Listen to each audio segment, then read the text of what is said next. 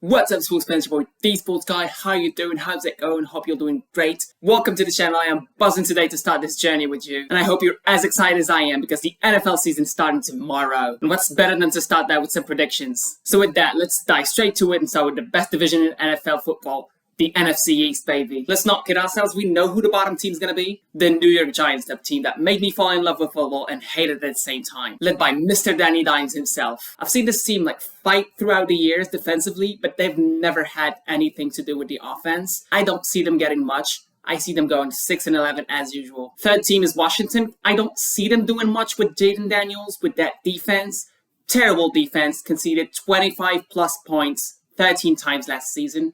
New coaching, I just think Daniel's going to need one more year. I see them going 7-10. Now, the top two in the East have always been there. And I should remind you that no repeat champions since 2004 in the NFC East. And guess what? I do not see that streak ending. The Eagles are going to win, clinch the division, and the #1 seed. And I know it's going to be without Jason Kelce, but with Saquon back there, with a decent O-line, I see them making wonders. And that makes America's favorite team to lose, second in the division, but still making the playoffs going 10-7. Mainly because of all the drama between CeeDee Lamb, Dak, and Jerry Jones. On the other side of the ocean, the NFC West is always a tough cookie to deal with, especially that every year a QB gets injured and the division is wide open again. Let's go to Arizona, where I don't see Kyler Murray doing it this year. The Cards are falling off and only winning 9 games this year and not making the playoffs. If we can make a case for any of the remaining 3 teams, but I don't see the Seahawks doing it without Pete Carroll. And I only see them going 9-8. Now, Rams and 49 is a tough call to make, but I just have more trust in Stafford, and I see the Rams clinching the division with a 12-5 record, despite losing twice to the 49ers. With San Francisco going 11-6, still making the playoffs. But it all depends how healthy CMC is going to be. Now to the north, where Jared Goff stole the show last year. And let's start with the elephant in the room. I have no beef with Minnesota, but I just don't trust Sam Darnold to do anything. Granted, they have Justin Jefferson, but for Jefferson to do something, he needs to get the ball, and I don't see him getting the ball that much. I see the Vikings winning 1 game. In Win City, where the media is trying to sell us, they have the next Patrick Mahomes. Chicago has always had to fight on defense, waiting for a QB to be drafted, and I like Caleb Williams, but I think he needs 1 more year. I see Chicago going 8-9, third in the division. Moving on to Green Bay, who had a great year last year and a very young squad.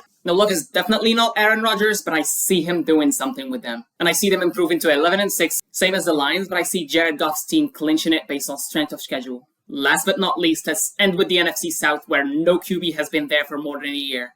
And I think I'm just a little bit biased, but I see Kirk Cousins liking that and taking Atlanta to 11-6, leaving Baker and the Bucks second in the division with a 9-8 record. I have no faith in the Panthers, and I think the Saints are a bit too old on defense. I only see the Panthers winning 2 games and Nola winning 6. On the AFC side, let's just get them out of the way. Let's talk about the guys going for the three-peat, the champions, Kansas City Chiefs. The Chiefs are back-to-back champions, haven't lost the division since 2016, haven't missed the playoffs since 2015. So everyone sees them going back to the #1 seed after the Ravens clinched it last year. And with both teams facing off in the opener, I see the Ravens winning that battle and the #1 seed. Now, Chiefs in my book still go 13-4, destroying the division 5-1. With that loss being against the Chargers, who's getting back Justin Herbert and making the playoffs going 10-7. In my opinion, Bo Nix and Gardner Minshew are not going to do anything this year. But I'm still giving the Raiders 4 wins and the Broncos 2. The AFC North is always on fire, but with Russell Wilson joining the Steelers as QB1, I see more hard battles. But let's just be honest, when you put Lamar Jackson and Derrick Henry in an offense, it's just cheating. I see the Ravens, as I said, the #1 seed with 14-3. And as an LSU fan, I saw Burrow and Chase dominate the CFB, and they have been recreating that magic ever since in the NFL. But with the first having 7-11 against the division and the second playing games to get paid, I only predict him to go 12-5. Now, Deshaun Watson is not the same as he was in Houston, and as much as he likes a happy ending, I do not see that happening for him this year, as I see them losing the 3 last games, finishing 9-8. Same can be said about Russell Wilson, who's going to discover how wild the North is compared to the West. However, I am a numbers guy, and if Tomlin managed all these seasons to get a winning record, who am I to bet against him? I see them going 9-8 as well. In the South, where things just fell apart for the Jaguars last year after starting 8-3. Between that, the Colts getting back Richardson, and Houston being the hunted this year, I see great battles between the 3 teams. But with Trevor Lawrence showing up, I see the Jaguars winning the division with some hiccups here and there. Still, they're going 11-6, 4-2 against the division. Richardson's comeback might be impactful, but I